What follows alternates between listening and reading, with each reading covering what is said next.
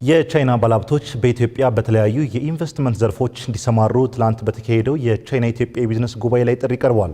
በጉባኤው ላይ ከቻይና ሺጂያንግ የመጡ ልዑካን የተገኙ ሲሆን በኢትዮጵያ ስላለው የኢንቨስትመንት እድልም ማብራሪያ ተሰጥቷቸዋል። ሀና ብደታ ተጨማሪ ያላት እንከታተል።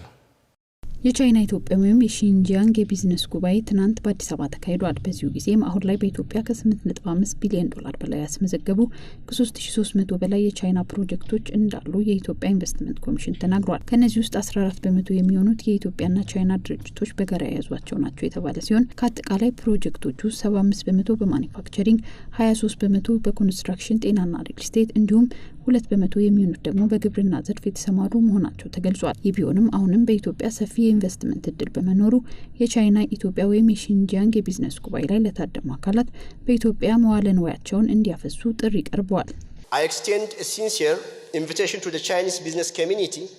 የቻይና የቢዝነስ ማህበረሰብ በኢትዮጵያ ያለውን የኢንቨስትመንት እድል እንዲመለከት ጥሪ አቀርባለሁ። የእናንተ ተሳትፎ ለኢኮኖሚ እድገታችን ብቻ ሳይሆን ቴክኖሎጂን ለማበረታታት፣ የስራ እድልን ለመፍጠር ብሎም ብልጽግናችንን ለመጋራት ያግዘናል።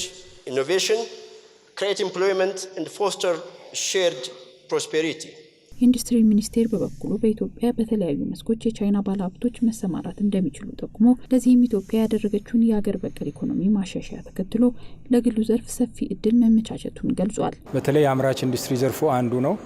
ይህ የአምራች ኢንዱስትሪ ዘርፉ ለስራ እድል ፈጠራ እንፈልገዋለን። አምርተን ወደ ውጭ ለመላክ ሀገር ውስጥ ለመተካት ትልቅ ጠቀሜታ ያለው ነው።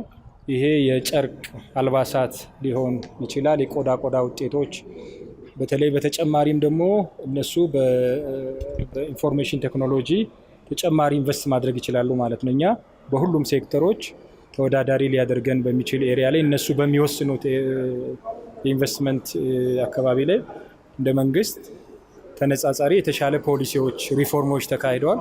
እሱን መሰረት አድርገን የሚመጡት ኢንቨስተሮችን ነባርም አዲስ ለሚመጡትም አስፈላጊውን ድጋፍ እናደርጋለን ማለት ነው። ወደ ኢትዮጵያ የልዑክ ቡድናቸውን አስከትሎ የመጡት በቻይና የሺጂያንግ ራስ ገዝ አስተዳዳሪ ኤሪክ ቲንያዝ በበኩላቸው በኢትዮጵያ በመገኘት ያለውን ሁኔታ ለመመልከት በመቻላቸው መደሰታቸውን ገልጸው አሁን ላይ የሚደረገው የቢዝነስ ልውውጥና ውይይት ከድርጅቶች አልፎ በሁለቱ ሀገራት መካከል ያለውን ግንኙነት እንደሚያጠናክር ተናግረዋል። የሁለቱ ሀገራት የኢኮኖሚክ ትስስር ጠንካራ ነው። አሁን ላይ 14 ድርጅቶችን ነው ይዘን ወደ ኢትዮጵያ የመጣ ነው። ሁሉም በኢንዱስትሪ መስክ መሪ የሆኑ ናቸው። ይህ በሁለቱ ሀገራት መካከል ያለውን የቢዝነስ ስምምነትም ለማገናኘትና ለማጠናከር የሚረዳ ነው። የኢትዮጵያ የንግድና የዘርፉ ማህበራት ምክር ቤትም በኢትዮጵያ አሁን ላይ ሰፊ የኢንቨስትመንት እድል መኖሩን በመግለጽ አስፈላጊውን የማስተዋወቅ ስራ መስራት እንደሚገባ ተናግሯል። በእኛ በኩል ትልቅ የሆነ ክፍተት አለ። በብዙ ማሻሻል ያለብን ነገሮች አሉ። ከአቀራረብ ጀምሮ ከዝግጅት ጀምሮ ዛሬ እንዳየነው እነሱ ሲያቀርቡ ያሉበት ደረጃ ምርቶቻቸውን፣ የቱሪስት መዳረሻዎቻቸውን፣ የሚያመርቱትን የሚሰጡትን አገልግሎት በሚያስተዋውቁበት ጊዜ ያሉበት ደረጃና እኛ ያለንበት ደረጃ የተለያየ ነው። ስለዚህ የእነሱ እዚህ መጥቶ ይህንን መስራት እኛም ከነሱ አይተን ያለንበትን ደረጃ አውቀን የበለጠ እንድንሰራ እንድንሻሸል የሚያግዘን ነው። አንዱ ግብአት ነው ማለት ነው። ለእኛ በተሻለ ሁኔታ በዓለም አቀፍ ደረጃ ተወዳዳሪ ለመሆን ያግዘናል።